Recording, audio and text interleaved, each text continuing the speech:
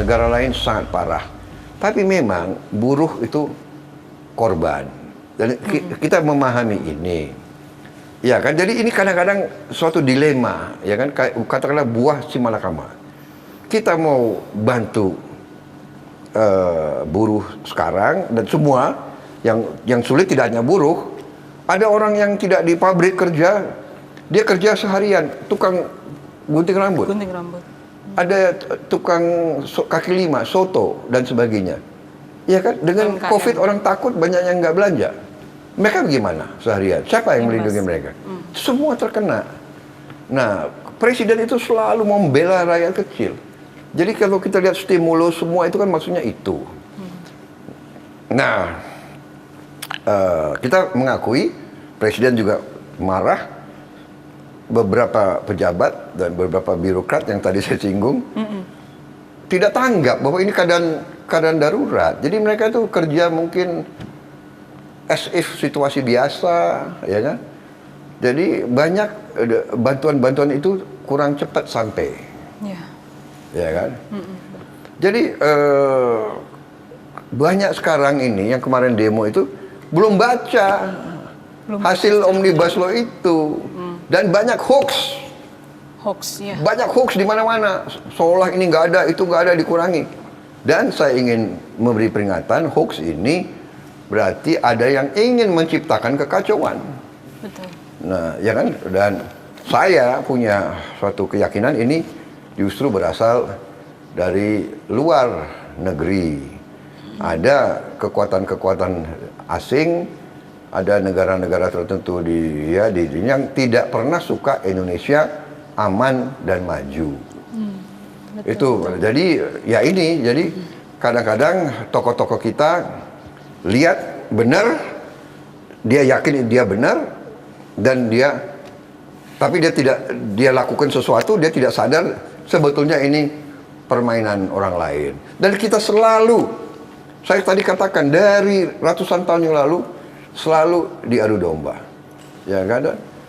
Undang-undang Cipta Kerja tidak hanya tentang itu, tapi beberapa 11 kalau ya, ada 11 klaster. Ya. Ada penyederhanaan perizinan tanah. Betul. Ada juga persyaratan investasi yang juga dimudahkan, ketenaga kerjaan. Nah, ini kemudahan dan perlindungan UMKM sekarang. Jadi koperasi cukup kalau tidak salah 9 orang. Dan tidak perlu ada izin, hanya pemberitahuan saja. Kemudian ada kemudahan berusaha, dukungan riset, inovasi, administrasi pemerintahan juga mau disederhanakan, pengenaan sanksi, pengendalian lahan, kemudahan proyek-proyek pemerintah, dibentuk kawasan-kawasan ekonomi khusus. Jadi banyak sekali yang mau dirapihkan, disederhanakan. Birokrasi dipangkas supaya timbul pertumbuhan. Ya? Betul. Tanpa pertumbuhan tidak mungkin ada perbaikan kehidupan ekonomi. Betul. Dan dengan demikian kehidupan buruh akan tambah parah. Jadi memang kita saya paham kesulitan buruh. Saya dari dulu berjuang untuk buruh. Betul. Ya, Gerindra itu partai selalu membela buruh. Tanya ada semua pemimpinnya di pihak siapa kita. Dan waktu Omnibus Law ini dibahas di pemerintah, di DPR, Partai Gerindra juga yang paling keras membela kepentingan semua, buruh, tani, nelayan, dan sebagainya. Dan dengan sungguh-sungguh ada buktinya, ada rekamannya semua. Mungkin fraksi Gerindra yang paling banyak ketemu dengan tokoh-tokoh buruh dan sebagainya. Betul.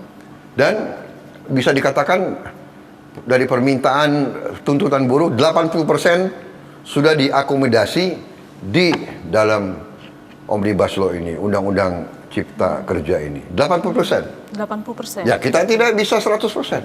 Ya, namanya politik negara, kadang-kadang kita harus mengerti, kita ada kebutuhan ini, kebutuhan itu, ada keperluan, ya kan? Kita butuh investasi dari mana-mana. Dan kita harus tahu di zaman sekarang, di era global ini, perusahaan itu gampang dia pindah. Pabrik-pabrik sudah diasuransi. Jadi kalau mau mogok, mau dibakar, mau diduduki, si pengusaha tinggalkan aja. Pabriknya sudah diasuransi kok.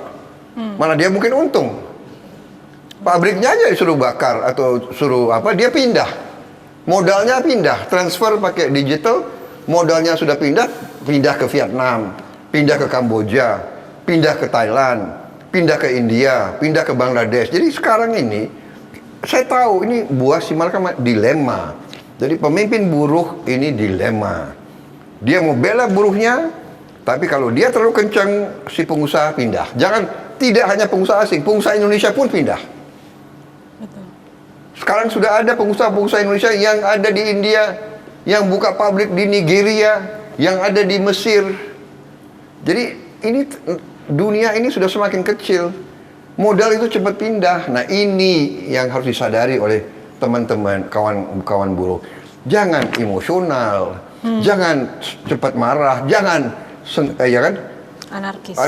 Jangan mudah untuk mau bikin aksi massa sehingga munculnya adalah vandalisme. Vandalisme, betul. Iya kan? Nah, kalau nanti yang dibakar